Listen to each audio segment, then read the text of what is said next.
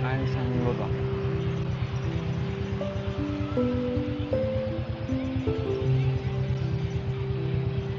ไอ้ไปดาวทะเลว่ะไปแถวดาวทะเลว่ะโฮมยูโฮม3ต่อแก้วอ่ะแม่นไอ้ายบอกทานใช้อินไดเวอร์โอเคโอเคแก้วโอเคได้ไอ้ายเป็นคนอยู่เวียงเหรอ คนสวรรค์ คนสวรรค์เหรอมันเล่นกับหมู่อ่ะ แม่น อ๋อเตสวรรค์เขตมานี่ไก่ไว้ ไก่ประมาณ12 ชั่วโมง13 โอ้12 ชั่วโมงครึ่งมื้อมาเลยเนาะ แม่น อยู่สวรรค์เขตมีบนท่องเที่ยวหลายบ่ ไว้ยังบ่ได้ไปสวรรค์เขต อ้ายเป็นคนอยู่ไสบ่ คนอยู่สวรรค์เขตแต่ยังบ่เคยลงไปสวรรค์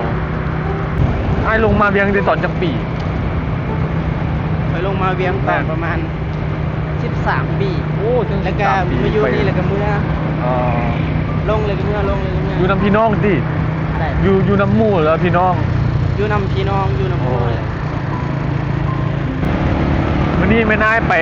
ประตูไซเล่นบ่ไปเล่นน้ำหมู่อ่ะ ไปเล่นน้ำมู อ๋อเขาเจ้าเมืองเพิ่นล่ะ แม่น อ๋อ